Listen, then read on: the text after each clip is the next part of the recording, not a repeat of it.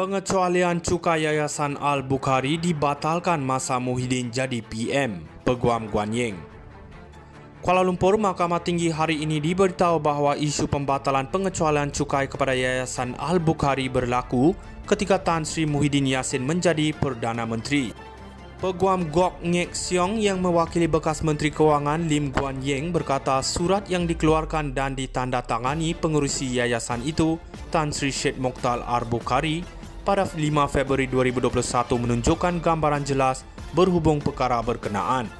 Ngek Siong berkata demikian melalui pernyataan pembukaan dalam kesamaan Guan Ying terhadap Muhyiddin yang didakwa mengeluarkan 3 kenyataan fitnah membabitkan isu pembatalan pengecualian cukai ke atas yayasan berkenaan pada 9, 11 dan 12 Mac tahun lalu melalui laman Facebook milik Ahli Parlimen Pagoh itu.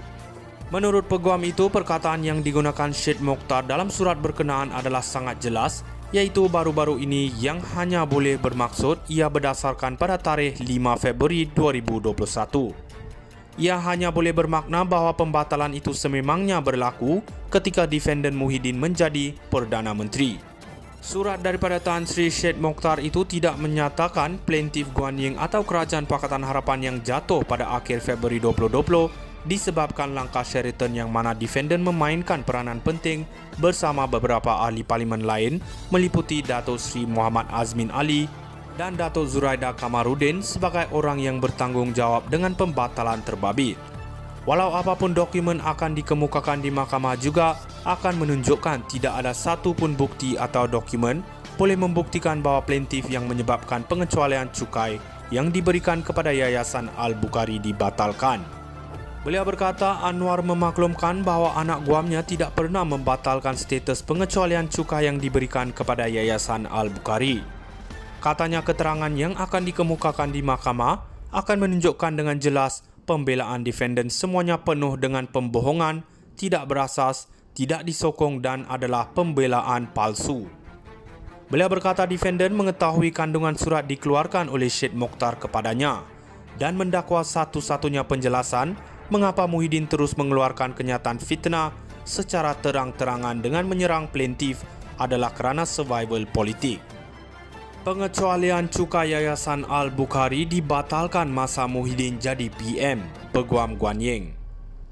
Kuala Lumpur, Mahkamah Tinggi hari ini diberitahu bahawa isu pembatalan pengecualian cukai kepada Yayasan Al-Bukhari berlaku ketika Tan Sri Muhyiddin Yassin menjadi Perdana Menteri.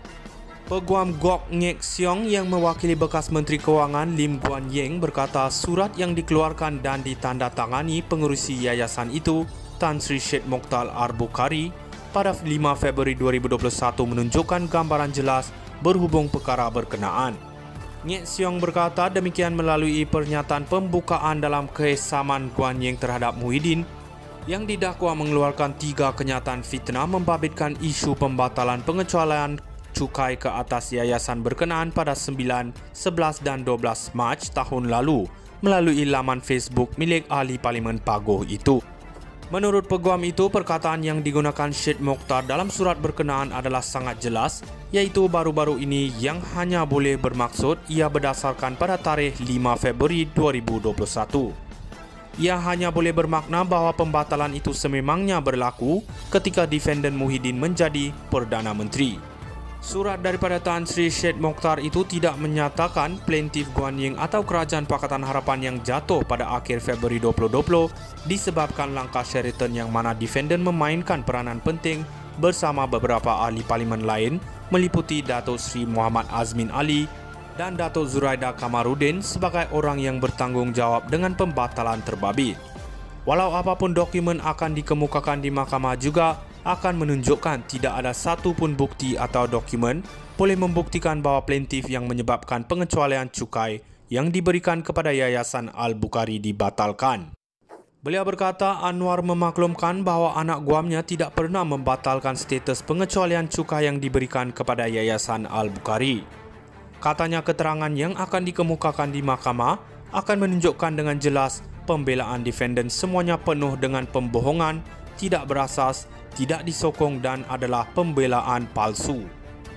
Beliau berkata defendant mengetahui kandungan surat dikeluarkan oleh Syed Mokhtar kepadanya dan mendakwa satu-satunya penjelasan mengapa Muhyiddin terus mengeluarkan kenyataan fitnah secara terang-terangan dengan menyerang plaintiff adalah kerana survival politik. Pengecualian cukai Yayasan Al-Bukhari dibatalkan masa Muhyiddin jadi PM, Peguam Guan Ying. Kuala Lumpur, Mahkamah Tinggi hari ini diberitahu bahawa isu pembatalan pengecualian cukai kepada Yayasan Al-Bukhari berlaku ketika Tan Sri Muhyiddin Yassin menjadi Perdana Menteri. Peguam Gok Ngek Siong yang mewakili bekas Menteri Kewangan Lim Guan Ying berkata surat yang dikeluarkan dan ditandatangani pengerusi yayasan itu, Tan Sri Syed Mokhtar Al-Bukhari, pada 5 Februari 2021 menunjukkan gambaran jelas berhubung perkara berkenaan.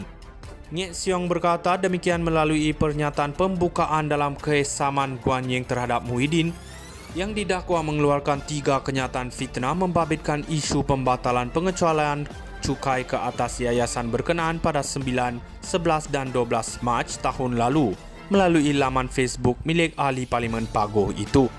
Menurut peguam itu, perkataan yang digunakan Syed Mokhtar dalam surat berkenaan adalah sangat jelas, iaitu baru-baru ini yang hanya boleh bermaksud ia berdasarkan pada tarikh 5 Februari 2021. Ia hanya boleh bermakna bahawa pembatalan itu sememangnya berlaku ketika defendant Muhyiddin menjadi Perdana Menteri. Surat daripada Tan Sri Syed Mokhtar itu tidak menyatakan plaintiff Guan Ying atau Kerajaan Pakatan Harapan yang jatuh pada akhir Februari 2020 disebabkan langkah Sheraton yang mana defendant memainkan peranan penting bersama beberapa ahli parlimen lain meliputi Datuk Seri Muhammad Azmin Ali dan